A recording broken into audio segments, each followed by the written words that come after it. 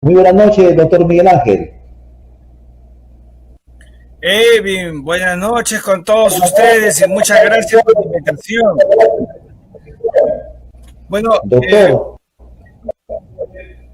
por el primer tema empezamos porque me parece una buena noticia, que es el acuerdo de Escazú, que este ha sido archivado en el Congreso. Una buena noticia porque nos quitaba soberanía en ese entonces. efectivamente, Evin, el día de ayer en el Congreso de la República, la Comisión de Relaciones Exteriores ha decidido de manera abrumadora, de 9 votos a favor del archivamiento del acuerdo de Escazú, con solo 3 que pretendían seguir su ratificación, con 2 abstenciones. ¿Qué significa esto? Que el acuerdo para el Estado peruano ha fenecido. La intención de que el Perú se volviera vinculante con este instrumento jurídico ha desaparecido. La voluntad del Congreso de la República se ha expresado en representación de la voluntad de las grandes mayorías. Era evidente que el acuerdo de Escazú era un instrumento extraordinariamente letal para los intereses de la soberanía del Perú, sus intereses nacionales. Lo habíamos dicho repetidas veces a través de este importante programa. Creo que ha habido sensatez en el Congreso y el archivamiento significa en consecuencia que el Poder Ejecutivo lo que debe hacer enseguida es simplemente retirar el acuerdo del Congreso y listo, pero ya se decidió. Entonces, creo que es muy importante, Evin, que los peruanos y peruanas tomemos en cuenta el concepto y el valor de la soberanía para que no volvamos a padecer los riesgos que hemos visto en los últimos meses. Un instrumento solamente trabajado en el aparato del Ejecutivo, en los ministerios, nunca tuvo la opinión de los expertos, la opinión de los especialistas, de las universidades, de las instituciones que tienen mucho que ver en este tema. De manera que era evidente que el acuerdo de Escazú no iba a prosperar en la medida en que tenía 2 cosas gravitantes que eran muy, pero muy instrumentos que iban a deteriorar la relación del Estado mismo. Uno, de decisiones de manera colectiva. Eso no puede ser, eso no existe y eso pretendía Escazú. Entonces ya no logramos finalmente que este acuerdo sea encarpetado y en segundo lugar evitamos una instancia supranacional como la Corte Internacional de Justicia pudiera decidir sobre el derecho interno. ¿Te imaginas que una corte decida sobre la constitución política del Perú? Eso es realmente un descalabro jurídico inaceptable. Por eso yo creo que ha habido mucha sensatez en la Comisión de Relaciones Exteriores. Felicito al presidente Gilbert Trujillo y a todos los congresistas en general, porque han sabido compartir la altura, han sido muy democráticos. Hemos participado 49 especialistas a favor y en contra. Y esto es bueno, porque expresa que el Perú es un país muy democrático. Y ojalá que no se vuelva a repetir un escenario de esta naturaleza. La próxima vez que quieran preparar un acuerdo, háganlo saber a todos. Estamos en una sociedad donde no se puede esconder nada, Evin. Y ahora nos preparamos para un bicentenario con la tranquilidad de saber que este acuerdo, que era una amenaza para la soberanía del Estado peruano, no para que nos recorten el territorio, que era pretendido decir, no, sobre lo que era una cosa distinta. Ahí está el meollo de este instrumento jurídico que felizmente el Perú lo ha descartado de pleno derecho. Yo creo que ha sido atinado, ¿no? La respuesta y ha sido importante también la participación de muchos profesionales como usted que tenían una posición clara, ¿no es cierto?, de no restarnos soberanía y que otros organismos internacionales puedan decidir por nosotros los internos del país. Me parece importante eso, lo que ha hecho la Comisión de Relaciones Exteriores, y creo que hay que saludarlo, ¿no? Porque las cosas buenas también hay que decirlas, hay que felicitarlas, ¿no? Turistas internacionales que siempre se la juegan por nuestro país, ¿no? Con su calidad, porque nosotros podemos decir que siempre ha tenido profesionales índole en los organismos nacionales, y eso creo que hay que felicitar. Estamos entrando a otra nueva etapa de denuncias contra el presidente de la República, pero eso es un segundo pedido de vacancia que está solicitando algunas bancadas en el Congreso de la República. ¿Cómo nos mira el mundo, doctor, respecto a este tema? Porque hay muchas denuncias sobre esta materia que dibuja la manera, la majestad de la cuestión presidencial. Bueno, fíjate, Edwin, esa es la otra cara del Congreso. Es decir, seamos claros. Ya sabemos que la Constitución política es muy clara al establecer prerrogativas, derechos y deberes para el jefe de Estado.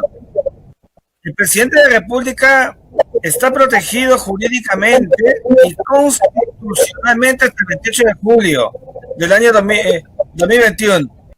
Aprendamos a ser pacientes y esperar si quieren endilgarle al presidente cualquier imputación objetiva. El caso Obraín y el millón de soles, etcétera, que se viene ventilando, a mi juicio, no es incompatible que siga su fenómeno de investigación. Pero de allí a que se presente pedido de vacancia otra vez, faltando solamente 8 o 9 meses para culminar el mandato, me parece un completo despropósito. Preguntabas tú que cómo nos ven afuera, pues muy mal. Nos ven mal porque no somos atinados. Ya sabemos que hay evidentemente acusaciones, pero estamos resolviendo para que el Perú pueda caminar con la tranquilidad que corresponde en esta última etapa, amén de que tenemos una pandemia encima. Sigue habiendo muertos y sigue habiendo contagiados, Evin. Y el mundo entero, Europa, Asia, Estados Unidos, nos ven como lo que somos, una democracia adolescente, donde todos a quemarropa quieren, aunque sea por unos cuantos meses, ponerse la banda presidencial o tener el éxtasis de la gobernación nacional. Eso es propio pues de los fantoches, permíteme decirlo. Tenemos que aprender a tener cultura política, paciencia y tolerancia. Nada de dejar de pasar ninguna imputación clara y objetiva. Todo en su momento y todo en su lugar. Si no, entonces entraremos a la anarquía del derecho. Y la anarquía del derecho es la negación del derecho. De manera que allí tenemos que tener una cuota de realismo y de sensatez para no promover y generar una nueva desestabilización con una nueva crisis política en el país. ¿Te imaginas? Seamos prácticos, porque aquí hay que ser práctico. Si hubiera otro presidente en este momento, otros ministros que van a empezar a conocer el aparato funcional del Estado, mientras van a conocerlo se acabó el mandato. No están pensando en el pragmatismo, que no es pasar por alto de las necesidades del Estado en estos momentos, de manera que allí sí hay que ser muy claro y contundente. Creo que los congresistas, no todos por supuesto, hay un grupo de ellos que están detrás de la vacancia casi como éxtasis, y eso realmente los desnaturaliza, tergiversa el verdadero sentido de lo que debe tener un congresista. Usted ha sido claro, enfático siempre en sus apreciaciones, ¿no? Y cuando nos dice nuestra democracia adolescente, es por la forma como los vemos. Tenemos un país con una democracia adolescente porque los adolescentes crecen, pues, Kevin, no maduran. Y nosotros no tenemos instituciones sólidas. Seamos claros. Esa es parte de nuestra realidad. Tenemos que cambiar y mejorarla, y por eso es muy importante el estudio, muy importante invertir en educación, pero no se hace. Mientras no se haga, seguiremos teniendo clase política a medias, mediocre, y eso no es bueno, pues, para un país que realmente quiere salir adelante. Tanto se habla de crecimiento, apuntalamiento, desarrollo, etcétera, cuando no trabajamos las bases, y por eso vemos a un Congreso que algunas veces parece un circo y otras veces parece realmente un espacio de respeto como ayer. Entonces, esto te da un panorama de que hay una enorme ambivalencia. ¿Cómo se llama eso? Se llama inmadurez política. Entonces, tenemos que aprender a mirar el mundo y la sociedad de una manera más juiciosa.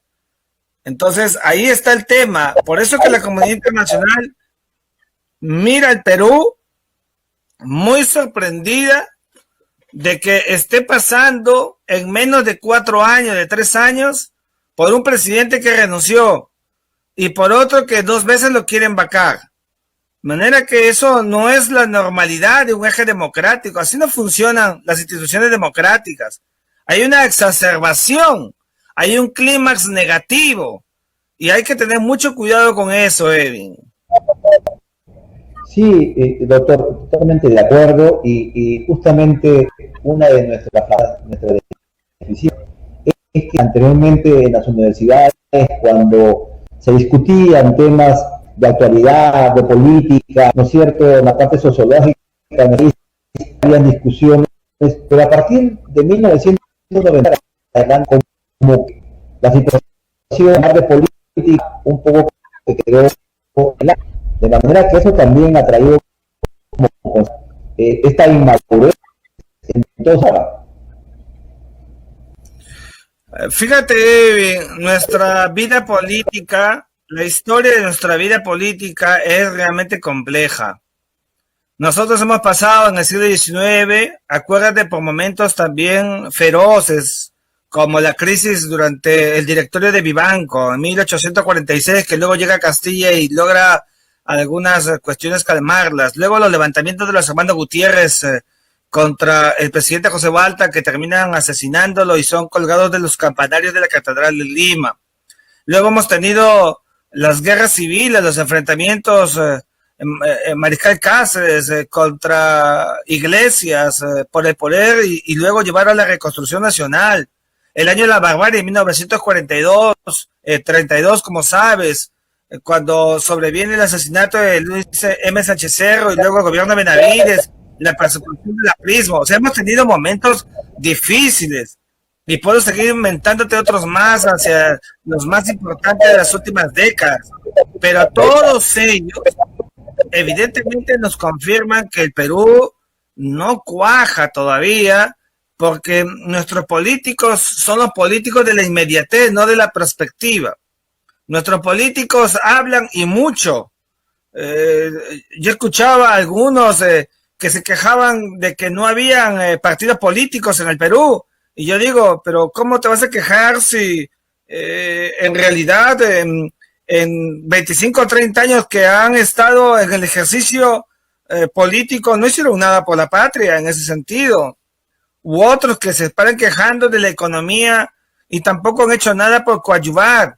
Aquí es el país de las quejas, pero de los verdaderos desarrollos del Perú, mirar hacia adelante, no tenemos esa profundidad. Cuando hablan de educación lo ven etéreo, lo ven capcioso, abstracto. ¿Y sabes por qué lo ven así? Porque su dimensión del Estado es muy pequeña de la perspectiva del desarrollo. Y eso pasa porque no leen. Y ese es un grave problema, porque eso transmite a los jóvenes y a los niños. Es una pena que nuestra clase política no tenga el verdadero compromiso que el Perú necesita, requiere. Y ya lo dijo en su momento Manuel González Prada. Los jóvenes son ahora los llamados a cobrar vida en el Perú para sacar adelante esto que los viejos no están haciendo en la medida de lo que la exigencia social nacional les estaba pidiendo. Cuidado con el latigazo. que ya lo dio en su momento Manuel González Prada, a todos los responsables del desastre en que nos dejó la guerra del Pacífico. Habrá que coger otro latigazo, porque no es posible que el Perú no pueda sopesar una mirada distinta en el sistema internacional. Mira la pandemia. La pandemia nos ha latigado a los peruanos con todo, porque no hemos sido capaces de realmente solventarnos para estar preparados. Eso tenemos que reflexionar. Hay mucha incapacidad en el Estado, mucha incapacidad de los partidos políticos. Hay que invertir en partidos políticos, porque sin partidos políticos no podemos hacer país. Los partidos políticos son angulares, transversales, importantísimos, pero no se hace. Aquí no hay un proceso político en el que la partidocracia construya verdaderos cuadros de la patria. No, basta un video, un audio y los ves allí desnudados en su mediocridad y listo. Nos enteramos de cómo es que es ese circuito vicioso de la política peruana. Qué feo. Yo no enseño eso a mis alumnos en las clases cuando hacemos ciencia política. Por eso a mis alumnos los mando a leer a los grandes tratadistas de la ciencia política, del derecho, del derecho constitucional, para entender la dinámica del poder, porque el poder se tiene que manejar bien. Para eso se tiene poder, para la buena gobernanza, no para aprovecharse de él. Y vamos a llegar al bicentenario con una clase política que estamentariamente lo único que ha hecho es aprovechar la coyuntura y no ha hecho nada por nuestro país. Por eso me he llamado a los jóvenes y me he llamado también a los hombres mayores de buena voluntad que quieran transformar el Perú de verdad en una etapa en la que la pandemia exige justamente importantes cambios y transformaciones en el Perú, pegado a la democracia, pegado a la constitucionalidad, pegado a la ley. Esto es muy importante, que nos va a diferenciar de los anarquistas, de los radicales que están pululando en estos momentos camino a un país que todavía no logra salir del atolladero en el que nos encontramos justamente por el impacto laceral de la pandemia. Clarísimo usted en su apreciación que eso es lo que nosotros justamente necesitamos en nuestro país. Yo he tenido oportunidad hace poco de lo que usted está diciendo y es más de lo mismo en la situación de cómo se pueden estar el Congreso, decíamos, que escoge a las personas, cómo hay esa situación estando, o sea, no aprendemos nada. Se busca a las cuestiones de un familiar alcalde que tenga la capacidad económica, de los votos, tener la real gente que quiere trabajar por este país. Ahí hay una situación de desencuentro. La gente de buena voluntad, porque no tiene esos recursos, porque no tiene esa de la que tienen los expresidentes regionales, alcaldes, personas, cuando eso es lo que necesita el país. Ahí está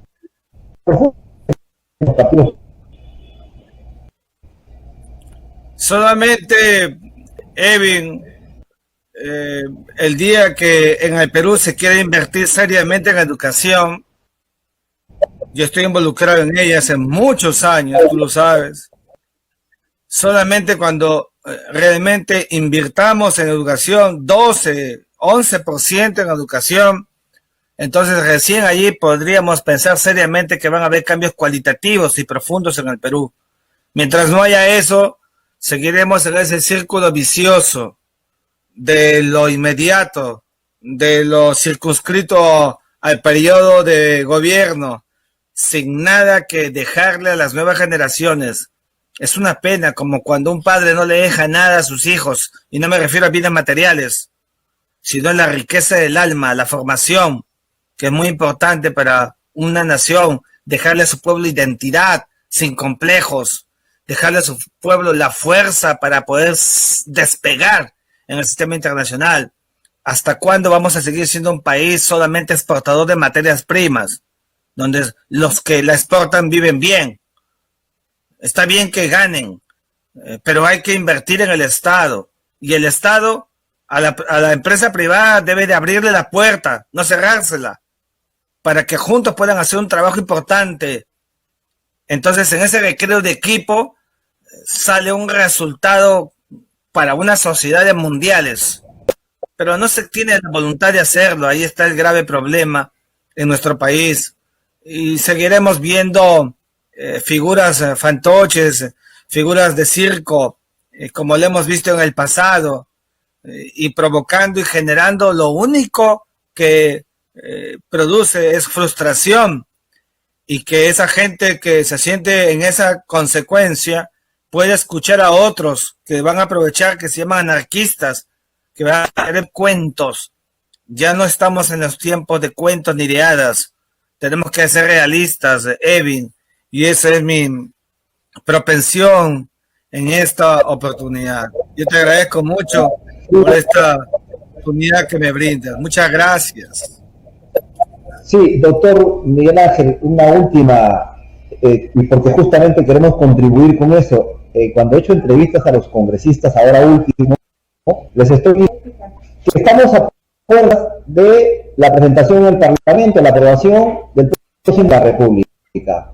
La pregunta del millón es, ¿por qué vamos aumentando, ¿no es cierto?, 2 puntos porcentuales cada año para llegar a lo que son una buena educación, ¿no? Aquí. Porque no pasa eso, Evin, porque el drama histórico del Perú se llama falta de decisión. Somos un país donde no se toman decisiones. Es nuestro gran drama histórico, ¿sabías? Y ahí está el problema, donde falta, yo no voy a decir una persona porque vivimos en el país soñador de los caudillos y eso hay que cortarlo de raíz. Pero faltan gentes que tomen el toro por las astas, la decisión en una democracia con orden, con respeto de instituciones que no estamos viendo. Y eso será el único camino para evitar delincuencias, para evitar corrupción, para evitar todas esas situaciones oprobiosas que no le han hecho nada bien a la República.